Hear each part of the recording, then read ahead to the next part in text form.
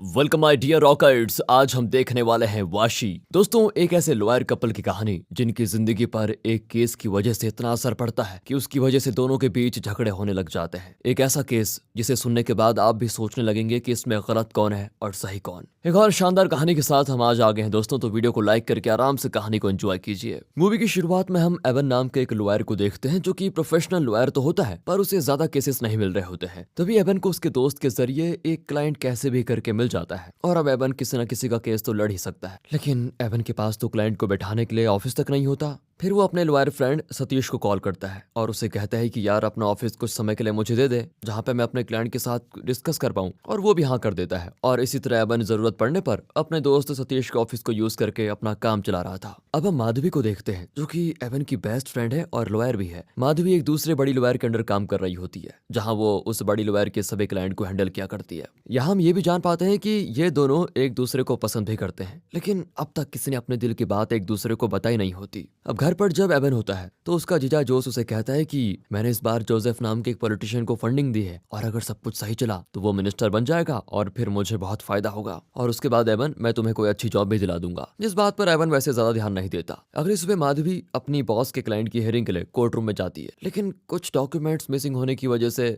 उसके क्लाइंट को बेल नहीं मिल पाती, जिस वजह से उसे बहुत डांट भी पड़ती है। और फिर माधवी फैसला करती है कि अब इस जॉब को वो छोड़कर खुद इंडिपेंडेंट लॉयर बनकर काम करेगी। ये सभी बातें माधवी सतीश और एवन को बता रही होती है और सतीश से पूछती है कि क्या तुम्हारे पास कोई ऑफिस है जिसे मैं रेंट पे ले सकूं। इस पर सतीश कहता है कि है तो, लेकिन इस वक्त एवन भी मेरे उस ऑफिस में काम कर रहा है। लेकिन अब ऑफिस को लेने के चक्कर में एवन और माधवी के बीच बहस शुरू हो जाती है। फिर सतीश दोनों को एक आइडिया देता है कि तुम दोनों सेम ही ऑफिस ले लो और एक साथ उसमें काम करो, जिससे तुम्हारा रेंट भी आधा हो जाएगा। यह आइडिया दोनों को बहुत ही पसंद आता है और फिर दोनों सेम ऑफिस को लेकर अपना काम शुरू कर देते हैं। उसी दौरान दोनों एक दूसरे के काफी करीब भी आ जाते हैं और दोनों फिर धीरे धीरे शादी का फैसला भी कर लेते हैं, जिसके बाद दोनों की फैमिली एक दूसरे से मिलती है और शादी भी फिक्स हो जाती है। अब अगले दिन एवन का जीजा जोस उसे उसी मिनिस्टर के पास लेके जाता है जिसे उसने फंड किया था। वो एमएलए अब मिनिस्टर बन चुका है और फिर जॉस अब उस मिनिस्टर से एवन के लिए काम मांगता है, जिस पर मिनिस्टर एवन को पब्लिक प्रोसिक्यूटर की पोस्ट दे देता है, यानी कि अब वो एक गवर्नमेंट लॉयर है और वो स्टेट और पब्लिक की तरफ से अब कोर्ट में लड़ेगा। आगे एवन खुशी खुशी अपने काम के पहले दिन ऑफिस में पहुंच जाता है और उसके पहुंचते ही तुरंत उसके पास एक केस भी आ जाता है। तभी एवन को माधवी की कॉल आती है, लेकिन वो केस के लिए जल्दी में था इसलिए कॉल नहीं उठाता। एवन वहां से सीधा कोर्ट रूम जाता है और वहां लगता है उसे सबसे बड़ा झटका। उसे पता चलता है कि उसके अपोजिशन में जो लॉयर केस लड़ रही है वो माधवी ही है और शायद माधवी यही बताने के लिए एवन को कॉल कर रही थी। अब माधवी जज को केस एक्सप्लेन करती है और कहती है कि मेरे क्लाइंट गौतम के ऊपर फेक रेप केस डाला गया है। असल में केस गौतम और उसकी बेस्ट फ्रेंड अनुष्का के बीच है, जहां अनुष्का ये कह रही होती है कि गौतम ने उसे शादी का झांसा देकर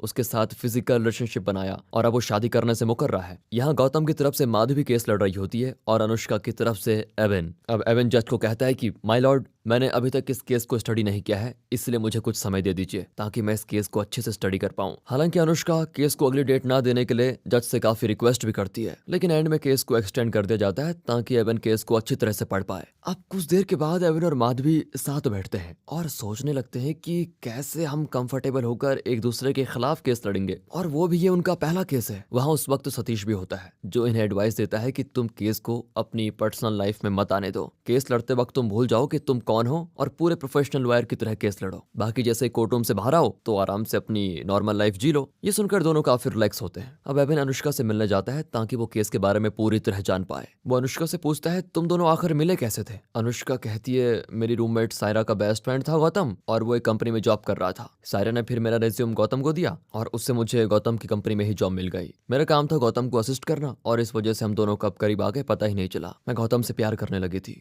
और उसकी बातों से मैं श्योर हो गई थी कि वो भी मुझसे प्यार करता है। एक दिन प्रोजेक्ट डिस्कस करने के लिए मैं गौतम के घर पर थी और तभी रात में हम दोनों अकेले थे। उसी रात एक ऐसा पॉइंट आया जहां हम दोनों खुद कंट्रोल नहीं कर पाए और फिजिकल हो गए। लेकिन जब मैंने सुबह गौतम से बात की तो उसने कहा कि मैं तुमसे प्यार नहीं करता और शादी भी नहीं करना चाहता। अब ये सुनकर एवन फिर अनुष्का से पूछता है कि क्या गौतम ने कभी ऐसा कहा था कि मैं तुमसे प्यार करता हूँ। अनुष्का जवाब देती है कि उसने वैसा स्ट्रेट ऐसा कभी कहा तो नहीं, लेकिन उसकी बातों से मैं श्योर थी कि वो मुझे प्यार करता होगा। यहाँ तक कि ऑफिस में सभी लोग यही मानते थे कि हम दोनों एक दूसरे से प्यार करते हैं। दूसरी ओर हम माधवी को देखते हैं जो गौतम से केस के बारे में और जानने की कोशिश कर रही होती है। गौतम भी माधवी को सेम टू सेम वही स्टोरी बताता है जो अनुष्का ने एबन को बताई थी, लेकिन गौतम यहाँ पर यह भी कहता है कि मैंने कभी उसे प्यार नहीं किया था, मैं उसे सिर्फ अपना बेस्ट फ्रेंड मानता था। उस रात हम दोनों ने शराब पी ली थी और नशे में खुद कंट्रोल कब खो गए पता ही नहीं चला, जिस वजह से हम दोनों फिजिकल हो गए। लेकिन हाँ, मैं उससे प्यार नहीं करता हूँ और अब अनुष्का और उसके फादर मुझे शादी करने के लिए फोर्स कर रहे हैं।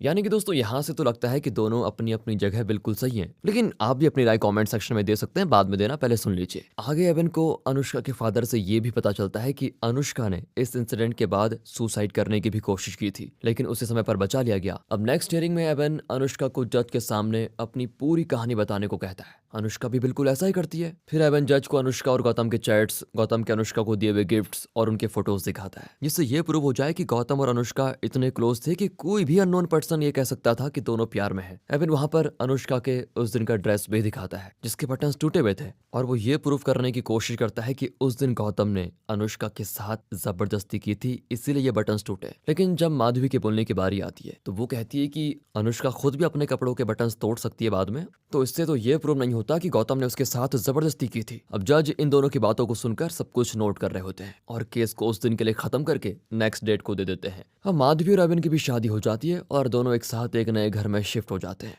आगे घर पर जब माधवी अपने कपड़ों को देखती है तो उसके बटन्स टूटे हुए होते हैं। फिर माधवी एबन को दिखाकर कहती है कि देखो, सिर्फ जबरदस्ती से बटन्स नहीं टूट सकते, बटन्स अपने आप भी टूट सकते हैं। लेकिन एबन इस पर कहता है कि अरे तुम रूल भूल गई क्या, हमने रूल बनाया है कि कोर्ट की बात कभी भी घर पर नहीं करेंगे। जो सुनकर माधवी भी बटन वाली बात को भूल जाती है। अब सतीश जब एबन से मिलता है तो वो उससे पूछता है कि माधवी और तुम्हारे बीच प्रॉब्लम चल रही है क्या, कि अब सब कुछ सेटल हो गया है। जिस पर एबन बताता है कि 2 दिन पहले जोस ने माधवी को कॉल किया था और वो एक केस लड़ने को कह रहा था, पर माधवी ने लड़ने से मना कर दिया और इस बात से जोस गुस्सा हो गया है। एबन आगे कहता है कि मैंने उसे समझाने की कोशिश की कि हमें अपनी फैमिली को प्रायोरिटी देनी चाहिए, लेकिन इस वजह से हम दोनों के बीच थोड़ी बहस भी हो गई। अब सतीश ये सब सुनकर उसे कहता है कि गलती से भी कोर्ट और केस को अपनी रिलेशनशिप के बीच मत आने दो यार, वरना बहुत बड़ी प्रॉब्लम हो सकती है। अब एबन जोस को डिनर पर बुलाता है ताकि वो उसका गुस्सा शांत कर पाए, लेकिन वहां जोस माधवी को ताना मारते हुए एबन से कहता है तुम्हें इस केस को जीतना ही होगा, वरना सब कहेंगे कि तुम अपनी बीवी से हार गए। ये सुनकर माधवी को बिल्कुल भी अच्छा नहीं लगता और वो वहां से उठकर चली जाती है। अब इनके केस की हियरिंग फिर से शुरू हो जाती है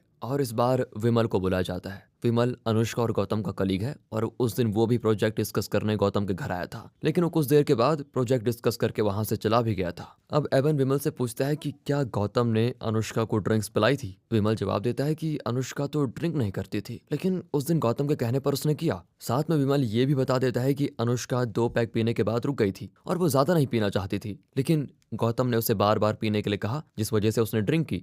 विमल के इस बयान के बाद एबन जज से कहता है कि माय लॉर्ड, उस दिन अनुष्का पीना नहीं चाहती थी, लेकिन गौतम ने मन में पहले ही सोच लिया था अनुष्का के साथ जबरदस्ती करने का, इसलिए उसने अपने प्लान के हिसाब से अनुष्का को जबरदस्ती ड्रिंक करने पर मजबूर किया। अब माधवी की बारी आती है। वो विमल से पूछती है क्या वो ड्रिंक गौतम ने खरीदी थी, जिस पर विमल कहता है कि मैंने ही अनुष्का को उसके हॉस्टल से पिकअप किया था और आते वक्त अनुष्का ने ही ड्रिंक्स खरीदी थी। माधवी फिर विमल से एक और सवाल पूछती है, क्या ये तुम्हारी जिम्मेदारी नहीं थी कि अगर तुमने अनुष्का को हॉस्टल से पिकअप किया था तो उसे वहीं हॉस्टल पे छोड़ के वापस आना, ना कि उसके एक कलीग के साथ उसके घर पर अकेले छोड़ना। विमल जवाब देता है कि मीटिंग खत्म होने के बाद जाते वक्त मैंने अनुष्का से पूछा था कि मैं तुम्हें हॉस्टल में ड्रॉप कर देता हूँ, लेकिन अनुष्का ने कहा कि मैं बाद में चली जाऊंगी, इसीलिए मैं अकेला चला गया। अब ये जाने के बाद माधवी जज से कहती है कि माय लॉर्ड, अनुष्का ने खुद ड्रिंक्स खरीदी थी, यानी कि ड्रिंक्स पीने का उसका मन था, और अगर गौतम ने पहले से प्लान किया था कि वो अनुष्का को ड्रिंक पिलाएगा तो वो खुद से ड्रिंक्स खरीद के रख सकता था, ना कि अनुष्का वहां पर ड्रिंक खरीद के लेके आती। ये एकदम कॉन्ट्राडिक्टरी लग रहा है। दोस्तों साथ में माधवी वहां ये भी कहती है अनुष्का ने खुद विमल से कहा कि मैं खुद से बाद में हॉस्टल चले जाऊंगी, इसलिए ये साफ है कि अनुष्का को वहां गौतम के साथ रुकना था और ये गौतम का कोई प्लान नहीं था। ऐसी खतरनाक डायलॉगबाजी चलती रहती है और फिर जज इस केस को दोबारा एक्सटेंड कर देते हैं और आज की प्रोसीडिंग खत्म करते हैं। लेकिन एबन और माधवी के मन में अब तक केस ही चल रहा होता है। दोनों कोर्ट रूम से निकलते वक्त एक दूसरे पर गुस्सा भी होते हैं और केस को अपनी पर्सनल लाइफ में भी जोड़ देते हैं। ये बात जब सतीश को पता चलती है तो वो इन दोनों को डिनर पर बुलाता है ताकि वो चीजें सॉल्व हो जाएं। लेकिन वहां भी आने के बाद दोनों कुछ देर के बाद जोस की बात को लेकर बहस करने लग जाते हैं और बहस बढ़ते बढ़ते गौतम और अनुष्का के केस तक चली जाती है। यहाँ माधवी गौतम के खिलाफ कुछ भी सुनना नहीं चाहती थी क्योंकि गौतम उसकी ही फैमिली से है और वो उसे भाई मानती है। वैसे ही एवन भी मान रहा था कि अनुष्का के साथ गलत हुआ है, इसलिए वो भी अनुष्का का पूरा सपोर्ट करता है, जिस वजह से इन दोनों के बीच झगड़ा होने लग जाता है और दोनों एक दूसरे से सीरियस होकर कहते हैं कि अब तो मैं इस केस को जीत कर ही रहूंगा। दोनों कहते हैं, भले ही उसके लिए उन्हें कुछ भी करना पड़े। अब अगले दिन वापस केस की हियरिंग शुरू होती है और इस बार गौतम के घर में काम करने वाली मेड को बुलाया जाता है। माधवी उस मेड से पूछती है कि उस दिन सुबह तुमने क्या देखा था, साफ साफ जज साहब को बता दो, यानी कि उस इंसिडेंट की अगली सुबह। जिसके बाद मेड कहती है, मैं उस दिन सुबह जब काम करने आई तो मैंने देखा कि गौतम और अनुष्का दोनों खुशी खुशी घर से बाहर जा रहे हैं। माधवी तब पूछती है, क्या अनुष्का के कपड़े फटे हुए थे? मेड कहती है, नहीं, उसके कपड़े तो सही सलामत थे। अब एवन मेड से पूछता है, तुम्हें कैसे पता चला कि अनुष्का के कपड़े फटे हुए थे या फिर नहीं, जबकि उस वक्त अनुष्का ने एक शॉल लपेटा हुआ था। अब ये चीज सुनकर मेड थोड़ा हड़बड़ा जाती है। फिर एवन उससे सवाल करता है, क्या माधवी ने तुम्हें ये सब चीजें कोर्ट में बोलने को कही थी? मेड हाँ में जवाब देती है, यानी कि माधवी ने पहले ही मेड को समझा दिया था कि कोर्ट में ये कहना है। और अब ये चीज जब जज सुनते हैं तो वो माधवी को काफी सुनाते भी हैं और उसे लास्ट वार्निंग देकर केस को अगली डेट पे लेके जाते हैं। अब केस पूरी तरह से आखिरी गवाह सायरा पर ही टिका होता है, क्योंकि वही इन दोनों की म्यूचुअल फ्रेंड थी और उसका बयान जिसके हक में जाएगा उसके केस जीतने के चांसेस बहुत ज्यादा थे। इसलिए एवन पहले ही सायरा से मिलता है और उसे समझा देता है कि कोर्ट में क्या और कैसे बोलना है। दूसरी ओर माधवी भी गौतम से कह देती है कि तुम्हें सायरा से बात करनी चाहिए ताकि वो हमारे हक में जवाब दे, लेकिन इस पर गौतम मना कर देता है। जिसके बाद गौतम माधवी से कहता है कि मुझे पहले से पता था कि अनुष्का मुझसे प्यार करती है और ये बात मुझे सायरा ने बता दी थी, इसलिए वो मेरे हक में जवाब नहीं देगी। और ये सुनकर माधवी को भी बड़ा झटका लगता है। हालांकि गौतम आगे ये जरूर कहता है कि मैं ये सारी चीजें सिर्फ एंजॉय कर रहा था और उस रात जो भी हुआ वो मैंने अपने मन से नहीं किया बल्कि नशे की हालत में हुआ था। पर फिर भी माधवी समझ जाती है कि यहाँ गौतम की गलती है, इसलिए वो यही होप करती है कि बस केस हम जीत ही जाएं, क्योंकि गौतम को ये बात सायरा से पता चल चुकी थी कि अनुष्का गौतम से प्यार करती है। फिर भी उसने इस बात पर ज्यादा ध्यान नहीं दिया। खैर, अब अगली डेट को सायरा को कोर्ट में बुलाया जाता है और उसका लिया जाता है बयान, जिसपे पहले तो सायरा सब कुछ अनुष्का के हक में बोलती है, लेकिन जब उसे एवन पूछता है क्या गौतम को पता था कि अनुष्का उससे प्यार करती है, सायरा जवाब देती है कि मुझे इस बात का नहीं पता। यानी कि सायरा यहाँ झूठ कहती है और न्यूट्रल स्टैंड लेकर वो इस सवाल को टाल ही देती है। अब जज सभी से कहते हैं कि इस केस की सारी प्रोसीडिंग्स खत्म हो चुकी हैं और अगली डेट को इसका फैसला सुनाया जाएगा। जिसके बाद एवन यही सोचने लगता है कि सायरा ने सच क्यों नहीं बोला और फिर वो अनुष्का से पूछता है, क्या तुमने सायरा को कुछ बोलने को कहा था? क्योंकि माधवी भी उस समय शॉक में थी जब सायरा ने ये झूठ बोला। अनुष्का एवन से कहती है, हाँ, मैंने ही उसे ऐसा कहने के लिए कहा था। मैं अब भी गौतम से प्यार करती हूँ और कैसे मैं उसको जेल जाते हुए देख सकती हूँ, कैसे इस केस को जीतकर मुझे खुशी मिलेगी। इतना कहकर अनुष्का रोने लग जाती है। एवन को भी इससे एक सीख मिलती है, हम जिससे प्यार करते हैं उसे हराकर हमें भी दुख होता है। माधवी और एवन भी एक दूसरे को हराने के लिए एक दूसरे से लड़ रहे थे, इतने समय से एक दूसरे से बात भी नहीं कर रहे थे और एक दूसरे से दूर दूर रह रहे थे, लेकिन इससे होता क्या, एंड में दोनों को दुख होता। यही सोचकर एवन उस दिन घर जाता है और माधवी को सॉरी कहकर उसे गले लगा लेता है, जिसके बाद दोनों काफी इमोशनल हो जाते हैं और यही इनका झगड़ा हो जाता है खत्म। अब अगले दिन केस का फैसला आता है। पहले माधवी जज के सामने आकर कहती है कि हमारे लॉज में बहुत सारे लॉज सिर्फ औरतों को फेवर करते हैं, जिसका कई औरतें फायदा भी उठाती है और अनुष्का भी उसमें से एक है। वैसे ही एवन भी जज के सामने आकर कहता है कि ये फैसला अकेले अनुष्का की जिंदगी नहीं बदलेगा, बल्कि उन सभी अनुष्का की जिंदगी बदलेगा जिनके साथ गलत होते हुए आया है। अब जज दोनों की बातों को सुनकर अपना फैसला सुनाते हैं और फैसला जाता है अनुष्का के हक में, जिसके बाद गौतम को 10 साल की सजा और 50,000 का जुर्माना दिया जाता है। हालांकि ये सुनकर अनुष्का बड़ी दुखी हो जाती है और गौतम भी रोने लग जाता है। जिसके बाद एवन और माधवी कोर्ट रूम से बाहर आते हैं। माधवी एवन से कहती है,